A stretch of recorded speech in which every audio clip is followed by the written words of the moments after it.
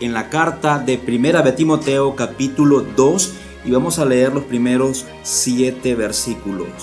Después que leamos el pasaje de hoy, tendremos una breve oración para luego iniciar con la predicación del día de hoy. Dice así la palabra del Señor de la siguiente manera: exhorto pues ante todo que se hagan plegarias, oraciones, peticiones y acciones de gracias por todos los hombres, por los reyes y por todos los que están en autoridad, para que podamos vivir una vida tranquila y sosegada con toda piedad y dignidad. Porque esto es bueno y agradable delante de Dios nuestro Salvador, el cual quiere que todos los hombres sean salvos y vengan al pleno conocimiento de la verdad. El 5. Porque hay un solo Dios y también un solo mediador entre Dios y los hombres, Cristo Jesús, hombre, quien se dio a sí mismo en rescate por todos, testimonio dado a su debido tiempo.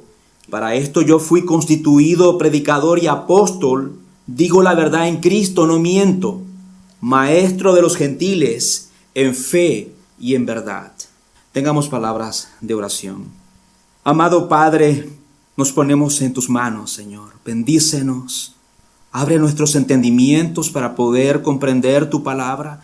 Te suplicamos que prepares nuestros corazones, que puedan ser receptores de tu palabra y que también podamos ser hacedores de ella para tu gloria, para tu honra, para que podamos traer frutos dignos. Bendice a mis hermanos, a mis amados hermanos que están aquí entre nosotros. En tus manos nos depositamos y oramos en el nombre de nuestro Señor Jesucristo. Amén. Joan Shetlar es una hermana de una iglesia bautista en Estados Unidos. Actualmente ella es muy anciana y trabajó muchos años en las misiones. Pasó 20 años traduciendo la Biblia entre los miembros de la tribu Balangao en las montañas de Filipinas. Ella expresó que fue un trabajo muy difícil y cuando ella regresó a Estados Unidos para su primer año sabático, se sintió profundamente desanimada. Ella compartió que se sentía frustrada y dijo: cuando volví a casa en mi primer permiso después de 5 años, solo 2 personas habían creído. No sabía qué hacer. Entonces descargué toda la carga en mi iglesia de origen y descubrí algo. Usted no puede hacer el trabajo solo. Tienes que tener gente orando por ti. Esta misionera estaba aprendiendo una valiosa lección sobre el ministerio cristiano. El trabajo espiritual no se logra con fuerzas, habilidades o técnicas, sino con la oración. La oración es algo que el apóstol Pablo destacó con frecuencia en todas sus cartas y también tuvo gran importancia para la iglesia del primer siglo. Pablo, en el primer capítulo de esta carta, si ustedes recuerdan, le ha ordenado a Timoteo y a la iglesia en Éfeso que guarden el evangelio, que lo celebren, pero que luchen por él. Ahora Pablo, apoyándose en este fundamento, Pablo comienza a dar exhortaciones prácticas a la iglesia en el capítulo 2. Y comienza hablando del culto congregacional y les da instrucciones de cómo se puede guardar el evangelio y luchar por él. Y es empezando a orar como iglesia. El versículo 1 dice: exhorto pues ante todo que se hagan plegarias, oraciones, peticiones y acciones de gracia por todos los hombres. La oración que el apóstol Pablo tiene especialmente en mente es la intercesión por la salvación de las almas. Esto se ve claramente en el resto del pasaje. Hemos leído del versículo 1 hasta el versículo 7. El versículo 8 lo he dejado para otra prédica, lo he dejado solito y todavía estoy viendo si lo dejo como una sola prédica el versículo 8 o lo junto con los otros versículos. Y tiene que ver con la actitud, con qué actitud nosotros oramos dentro de la iglesia. Como les decía, si ustedes observan los versículos que hemos leído, trata acerca del plan de Dios para la salvación de los pecadores. En los versículos 1 al 2, los cristianos son exhortados a orar por todos. Primero, porque Dios quiere que todos se salven, versículo 3 al 4. Segundo, porque Cristo es un salvador para todos, versículo 5 al 6. Y tercero, porque el evangelio se predica a todos, versículo 7. Esto nos demuestra que las oraciones congregacionales deben tener una vista amplia y no solo centrarnos en pedirle al Señor que nos conceda un buen trabajo, y no solamente centrarnos en aquellos hermanos que están desempleados. Yo no estoy diciendo de que no lo hagamos y que no es bueno, es pertinente hacerlo. O por aquellos hermanos que se encuentran afectados de salud. Pero no podemos centrarnos únicamente que el Señor sane el hígado de la tía Carlota. También hay otros puntos. Es lamentable cuando la iglesia es descuidada y le resta importancia a las oraciones en los servicios de adoración. El apóstol Pablo se habría escandalizado, escuche muy bien, el apóstol Pablo se habría escandalizado cuando una iglesia toma esa actitud. El sermón lo he titulado Orad por todos. Y el argumento central del sermón, o la idea central del sermón es: la iglesia debe orar constantemente porque es lo que Dios desea y porque Él responde trayendo salvación. Una vez más, el argumento central del sermón es: la iglesia debe orar constantemente porque es lo que Dios desea y porque Él responde trayendo salvación. Créalo, amado hermano. Pero si la oración es determinante para la iglesia, entonces es necesario que veamos la naturaleza de esta oración, en la cual debe ser congregacional, y que es lo que nos enseña este pasaje. Y lo veremos a la luz de los siguientes puntos. Tengo solamente 2 puntos. El primer punto: la prioridad de la iglesia de orar por todos, versículo 1 al versículo 2. Y mi segundo punto de la predicación es una pregunta: ¿por qué la iglesia debe orar por todos? Versículo 3 al versículo número 7. ¿Me siguen? Como les decía hace unos minutos, las oraciones de la iglesia deberían ser expansivas, amplias, y no solamente lo mismo.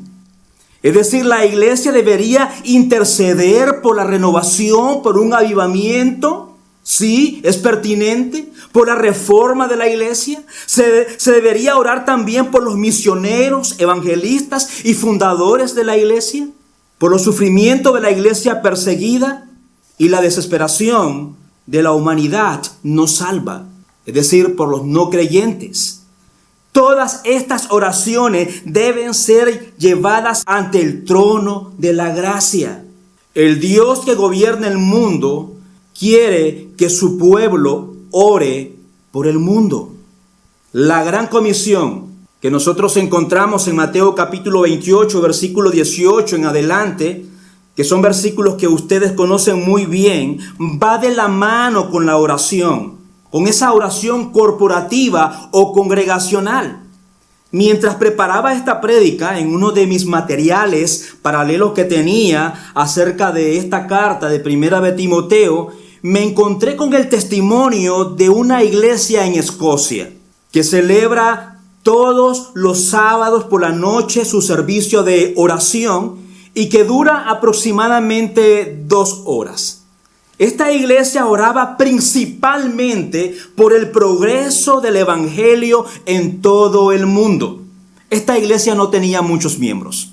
Y en la parte delantera de la sala de oración, ellos describen que tienen una gran pizarra con los nombres y la ubicación de los ministros y misioneros que habían sido enviados por la iglesia. En el servicio de oración, los miembros comienzan a orar primero por su ciudad. Luego oran por el país de Escocia y las Islas Británicas, por la conexión que tienen con Escocia. Luego por los otros continentes. Y la oración continúa país por país hasta que casi todo el mundo está rodeado de oración. El punto es, amada iglesia, que la evangelización va de la mano con la oración congregacional. Con esto en mente, quisiera una vez más destacar que en estos versículos que nosotros hemos leído, el apóstol Pablo se está refiriendo en todo momento a la práctica de la oración durante el culto, o lo que nosotros llamamos la oración congregacional. Se asume que cada creyente debe orar, y debe orar por estas razones. Pero aquí en esta carta se nos muestra que esto debe ser una práctica vital en el culto cristiano. Y esto nos lleva a nuestro primer punto del sermón: la prioridad de la iglesia de orar por todos. Versículo 1 y versículo número 2. En estos versículos encontramos que Pablo insta a la iglesia a orar por todos. Y orar por todos incluye orar por los reyes, es decir, por los gobernantes, por todas esas personas que ocupan altos cargos dentro del gobierno. Versículo número 2.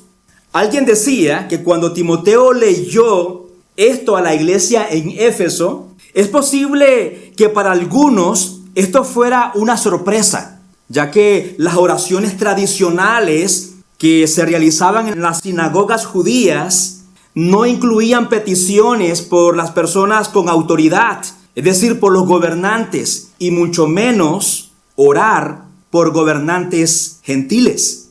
Además que en aquella época no habían reyes cristianos, sino paganos, como el emperador romano Nerón, que arrojaba a los cristianos a los leones y los utilizaba como antorcha para iluminar su jardín. También cuando se investiga o se examina la historia, los gobernantes de aquella época, todos eran enemigos del evangelio, perseguidores de los pobres cristianos. Los cristianos eran asesinados. Estos gobernantes eran hombres perversos. Sin embargo, la Biblia nos manda a orar con acción de gracia por ellos. La Biblia nos dice que oremos por los reyes y por todos los que están en posiciones elevadas. Y esta enseñanza la iglesia primitiva se lo tomó muy en serio. Por ejemplo, meditemos cómo Clemente de Roma, que según la historia de la iglesia fue el pastor de la iglesia en Roma en el siglo II, oraba por los gobernantes de la tierra. Escuche cómo oraba este pastor del siglo II. Concédele, Señor, salud, paz, concordia y estabilidad. Y eran todos malos, eran perversos. Y él está diciendo, concédele salud a estos que asesinaban a los cristianos. Pero continúa. Concédele, Señor, salud, paz, concordia y estabilidad para que administren intachablemente el gobierno que le has dado. Señor, dirige sus planes según lo que es bueno y agradable a tus ojos, para que administrando devotamente en paz y mansedumbre la autoridad que le has dado, experimenten tu misericordia. Estas palabras concuerdan plenamente con las enseñanzas de Pablo a Timoteo. Versículo 1 y versículo 2, ¿qué nos dice? Exhorto pues ante todo que se hagan plegaria, oraciones, peticiones y acciones de gracias por todos los hombres, por los reyes, dice en el versículo 2, y por todos los que están en autoridad, para que podamos vivir una vida tranquila y sosegada con toda piedad y dignidad. Amados hermanos, a los cristianos se les debe conocer como pacificadores y no como una especie de revolucionarios o como Rambos. Estas enseñanzas de Pablo también tienen relevancia para nosotros en la actualidad. Por la gracia del Señor, nosotros pertenecemos a ese grupo de iglesia que no hemos experimentado una persecución cristiana. Nosotros como Iglesia Bíblica Hispana en Viena estamos llamados por el Señor a orar por nuestros gobernantes en Austria, porque ese es nuestro contexto, por el presidente, por el canciller, independientemente de lo que usted piense de su política. Debemos amarlos y orar por ellos. Y no solo por ellos, sino también por todos los senadores y por todos los representantes del gobierno de Austria. También deberíamos orar por los líderes o presidentes de nuestros países de origen. Y también de los países como en Libia, Irán, Israel, Afganistán, Ucrania y Rusia, China. La Biblia nos dice que oremos por los que tienen autoridad. Entonces, amados hermanos, tengo una pregunta. ¿Está orando por estos hombres y mujeres en tus oraciones privadas? Aunque esto es para las oraciones congregacionales, pero también lo podemos nosotros aplicar a nuestras oraciones privadas también.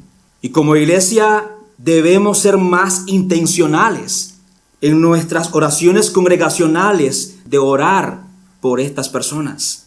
O estamos viendo las noticias y nos sentimos frustrados y enojados contra ellos.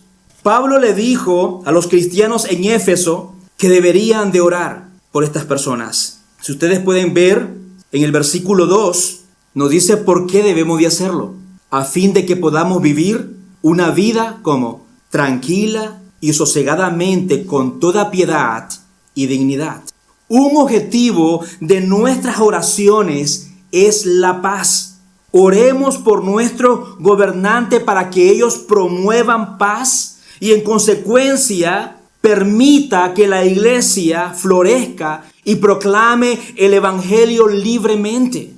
También oramos por nuestros gobernantes para que ellos cumplan con el deber de proteger a los ciudadanos, preservar las leyes conforme a la voluntad de Dios, preserven el orden y castiguen el mal, para que la iglesia pueda libremente adorar a Dios. En el siglo I, la época en que Pablo escribía esta carta, hubo un momento conocido como la paz romana. Y esto permitió la construcción de carreteras y el establecimiento de muchas rutas comerciales. Pero todo esto abonó o ayudó literalmente para que el evangelio se extendiera por todo el vasto imperio romano.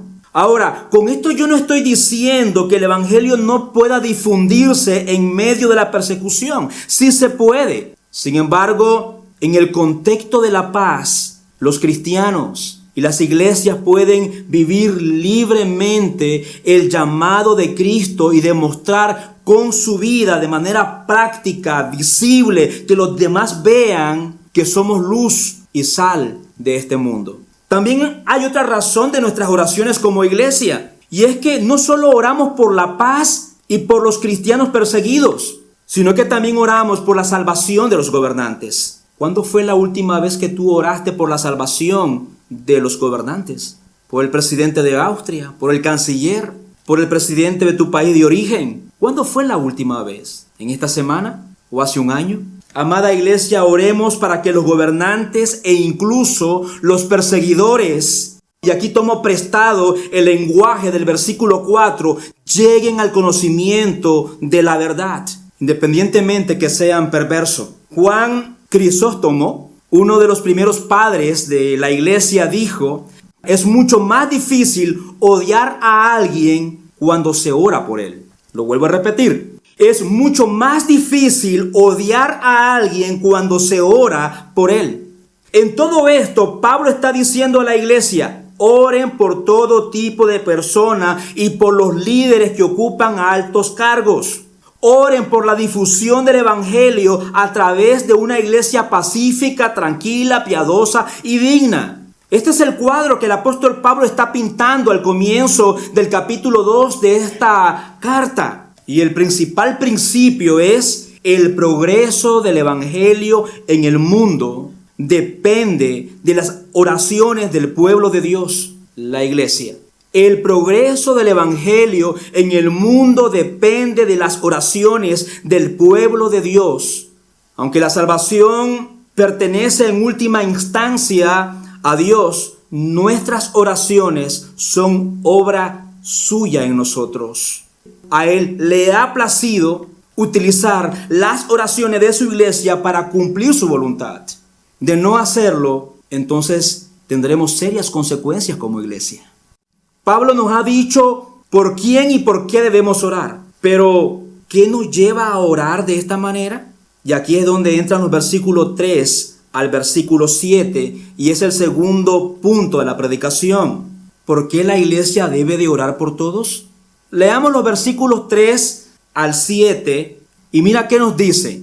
Porque esto es bueno y agradable delante de Dios nuestro Salvador, el cual quiere que todos los hombres sean salvos y vengan al pleno conocimiento de la verdad, porque hay un solo Dios y también un solo mediador entre Dios y los hombres, Cristo Jesús hombre, quien se dio a sí mismo en rescate por todos, testimonio dado a su debido tiempo. Un escritor ha dicho que estas palabras de los versículos 3 al versículo 6 contienen la clave no solo del Nuevo Testamento, sino de toda la Biblia. Pues estas frases cristalizan en una frase la suma y la sustancia de su mensaje. En estos versículos, Pablo nos presenta 4 aspectos o razones de por qué la iglesia debe orar por todos. Primero, debemos orar por todos porque es bueno y agradable al Señor. Eso nos dice el versículo. Porque es la voluntad de Dios que así lo hagamos. Amados hermanos, y eso ya es un motivo suficiente, pero muchas veces nuestra desobediencia nos lleva a ser demasiados egoístas y a concentrarnos en nosotros mismos. La mayoría de nuestras oraciones privadas son una evidencia. Oramos por nosotros mismos. Oramos por nuestras necesidades. Oramos por las cosas que nos hacen falta. Oramos por nuestras debilidades espirituales y todo esto está bien. Yo no estoy diciendo que no lo sea, pero también el Señor nos manda a orar por otros también. Orar por otros es una forma de reflejar la bondad de Dios, pero también el Evangelio de manera práctica. Cuando oramos como iglesia por todos, no solo estamos obedeciendo, sino que estamos sirviéndonos unos a otros y estamos imitando el ejemplo de piedad y de servicio de nuestro Señor. Segundo, oramos como iglesia porque Dios desea la salvación de todas las personas. Sí, es así. Oramos como iglesia porque Dios desea la salvación de todas estas personas. Cuando usted comienza a orar por la salvación de todo tipo de personas en el mundo, sean judíos, gentiles, amigos y enemigos, por los gobernantes, grupos de personas alcanzadas y no alcanzadas, por los ricos, por los pobres, por los buenos ciudadanos y por los delincuentes, la iglesia se alinea con el corazón de Dios mismo porque Él desea su salvación. Hermanos, debemos recordar el contexto de esta carta. Él está dando instrucciones a Timoteo que enfrente las falsas enseñanzas que están minando la iglesia en Éfeso. Y en ese contexto el apóstol Pablo le enseña a Timoteo cómo debe de orar la iglesia. En este tiempo hubo varios intentos de limitar la salvación a un grupo élite. Algunos cristianos judíos creían que los gentiles tenían que convertirse en judíos culturales para ser cristianos y salvarse. Esa es una falsa enseñanza. Los gnósticos paganos eran igualmente exclusivos. Enseñaban que la salvación no es para todos, sino solo para aquellos que tienen un conocimiento especial. Pero Pablo nos exhorta que la iglesia debe orar porque Dios desea la salvación de todas las personas. Sin embargo, debemos tener claro qué significa esto y qué no significa esto. Esto no significa que todos se salvarán. Algunas personas han utilizado este pasaje para argumentar a favor del universalismo, es decir, la creencia de que todas las personas se salvarán. Ellos afirman, si Dios lo desea, siempre consigue lo que desea, entonces todas las personas se salvarán. Pero esto no es lo que enseña las Escrituras. Pero esto no es lo que enseña este pasaje que nosotros hemos leído el día de hoy. La Escritura es clara en cuanto a que solo somos salvos por la gracia a través de la fe en Cristo, es decir, en su obra en la cruz del Calvario, que Él murió por nuestros pecados. Y solo aquellos que confían en su salvación experimentarán la vida eterna. Y estos son aquellos que han sido escogidos en Cristo antes de la fundación del mundo para que fuéramos santos y sin mancha delante de Él. Y el versículo nos sigue diciendo, de Efesios capítulo 1, versículo 4 al 5, en amor nos predestinó para adopción como hijos para sí, mediante Jesucristo, conforme a la buena intención de su voluntad. También esto no significa que se haya frustrado la voluntad de Dios. Y digo esto porque algunas personas argumentan, si Dios desea que toda la gente se salve y no toda la gente se salva, entonces, en resumidas cuentas, Dios no tiene el control en el mundo, dicen algunos. Este argumento es falso. De principio a fin, la Escritura es clara en cuanto a que Dios es soberano sobre todas las cosas y que su voluntad no puede ser frustrada. El versículo 4 nos dice que Dios quiere que todos los hombres sean salvos y vengan al pleno conocimiento de la verdad.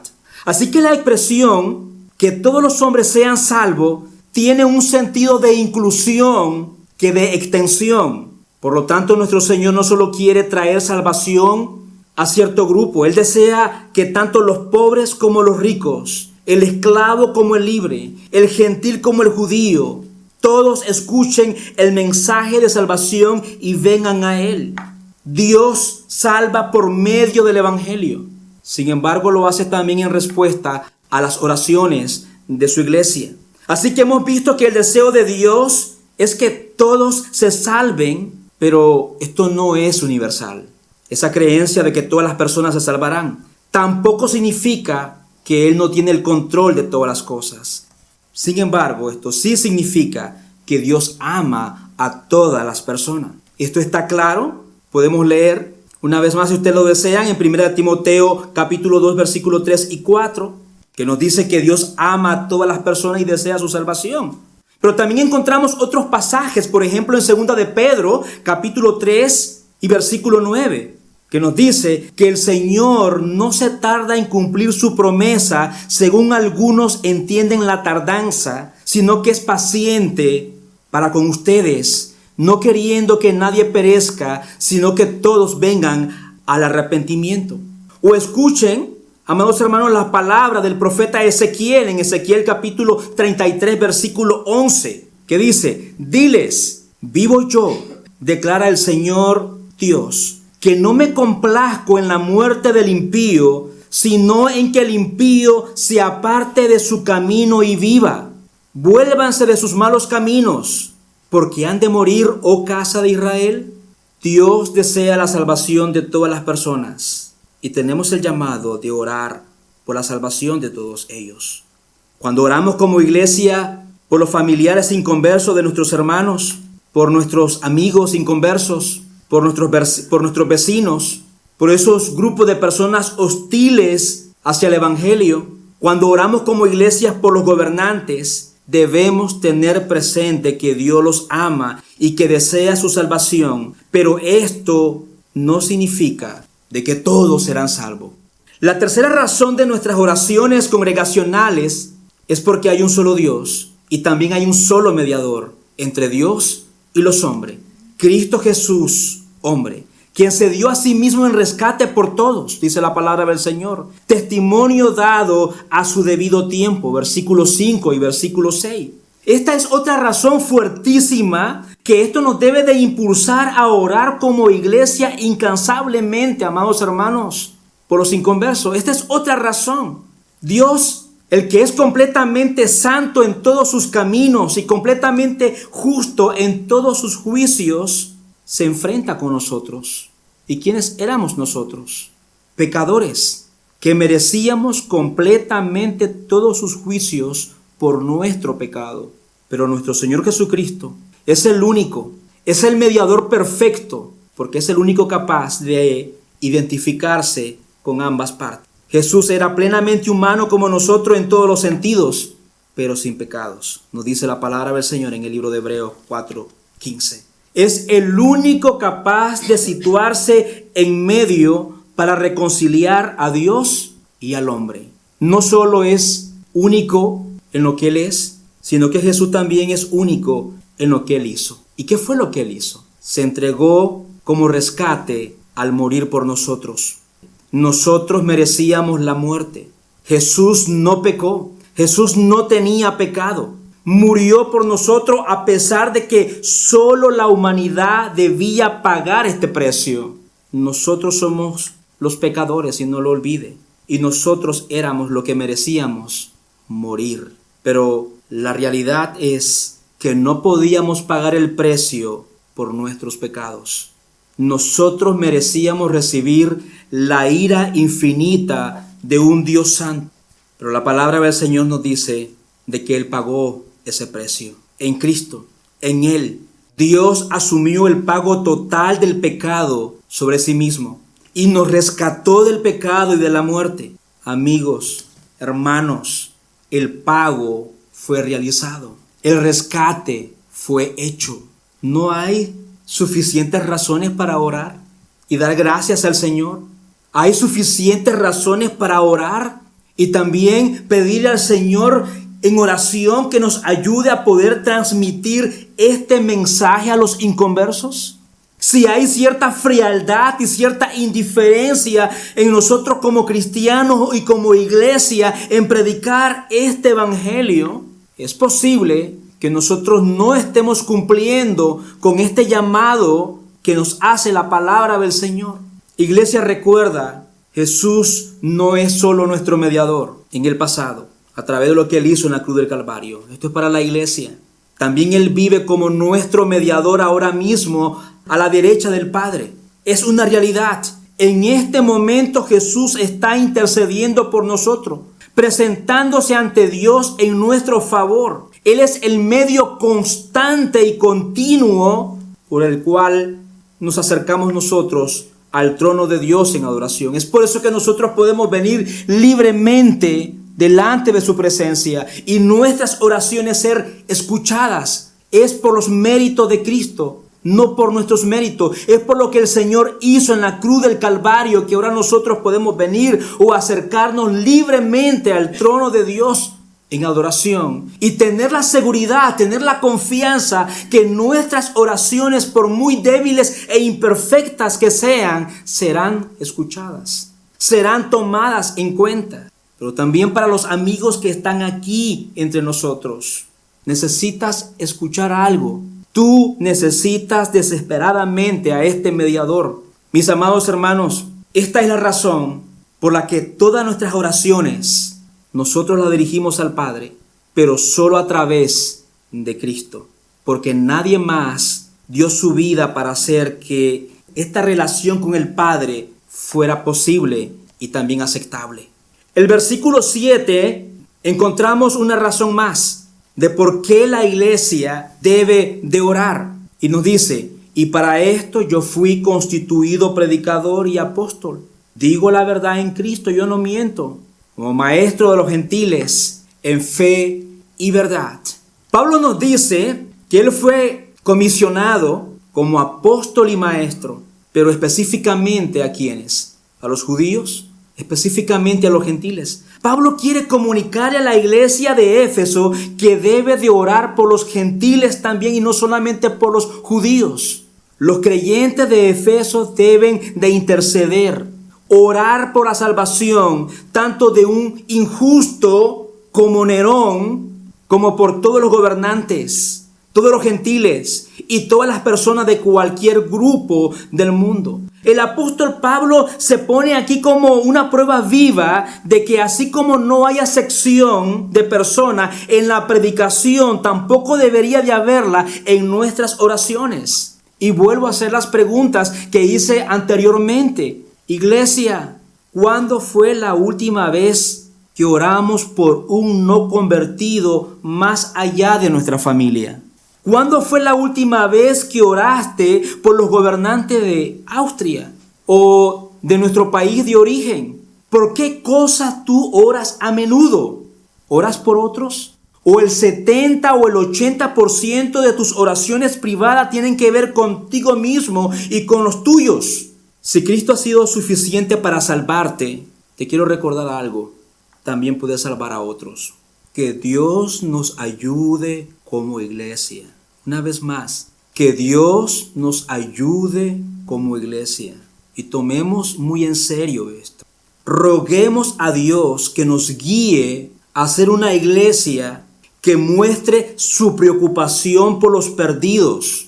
Y no solamente por tus familiares cercanos. ¿Cuánto tiempo tú oras durante la semana por los familiares de nuestros hermanos que son inconversos? ¿Cuánto tiempo tú has destinado en tus oraciones privadas a orar por ellos? Cuando tú estás consciente que incluso esa hermana, ese hermano está sufriendo por su hijo. Como Iglesia Bíblica Hispana en Viena también tenemos que reformarnos, siempre reformados. Porque la iglesia siempre tiene que hacer algunos pequeños cambios, algunas cosas que no están bien y tiene que mejorarse. ¿Cuánto tiempo nosotros como iglesia, como líderes, hemos sido intencionales en orar por estas cosas que la palabra del Señor nos demanda? Y roguemos a Dios que nos guíe a ser una iglesia que muestre su preocupación por los perdidos, predicándole el evangelio, pero también orando, no fríamente. No para llenar un espacio en nuestras oraciones, sino orando fervientemente y constantemente por todos ellos. No seamos incrédulos. No tengamos en poco el poder de la oración congregacional. No tengamos en poco el poder de la oración congregacional. Mucho de lo que está pasando con nosotros ahora son oraciones contestadas. No dejemos de orar para que el Señor siga añadiendo los que han de ser salvos. Sigamos orando para que el Señor abra puerta aquí mismo en Viena, Austria, y que su palabra, la palabra de Dios, entre como espada en los corazones de aquellas personas que nosotros les predicamos el evangelio. Una vez más lo digo, iglesia. Oremos, no dejemos de orar para que el Señor siga añadiendo los que han de ser salvos en esta iglesia y sirvan para la gloria y la honra del Señor. En esa oración privada, además de orar por tu trabajo, además de orar porque estás desempleado y necesitas un buen trabajo para poder llenar tus necesidades diarias, para pagar tus deudas, además de orar por ciertas dolencias en tu cuerpo, además de orar por nuestros hijos, además de orar para que el Señor haga de nosotros hombres y esposos y esposas piadosas y podamos así también glorificar a Dios, también oremos, hermano. Oremos para que el Señor siga añadiendo a los que han de ser salvos, para que Él también nos abra puerta en esta ciudad. Para que esa palabra, cuando sea predicada, entre como una espada de doble filo en esos corazones duros, en esos corazones de piedra. Oremos para que esta ciudad en la que Dios nos ha puesto sea llena del evangelio. Si estás aquí es porque al Señor le ha placido soberanamente traerte a ti que has sido adoptado, a ti que has sido lavado por la sangre del Cordero, pero con un solo propósito el Señor nos ha establecido aquí, para ser luz y sal en este mundo, para ser luz y sal aquí en Viena. No nos avergoncemos de predicar el evangelio de nuestro Señor Jesucristo. Si tú te avergüenzas de Él, la palabra del Señor dice que Él también se avergonzará en aquel gran día de ti. Roguemos al Señor que no caigamos en esa tentación, amados hermanos, de afanarnos y por obtener todas las cosas materiales que nosotros quisiéramos. Oremos para que esta ciudad sea llena del evangelio. No dejemos de orar por eso. No veamos la oración congregacional como un mero desahogo espiritual o el cumplimiento de un hábito religioso. Y una vez más, quiero recordar algo y luego oramos. El Señor no nos pediría orar si no estuviera dispuesto a responder. Cuando la iglesia ora, créalo, Dios responde. Dios te bendiga. Nos ponemos de pie y oramos al Señor. Oh, amado Señor, te rogamos que tú guíes nuestras vidas como iglesia, Señor, que tú has establecido en esta ciudad. Padre, por favor, ayúdanos a cumplir con tu encomienda. Tú nos has dejado las directrices y han sido claras.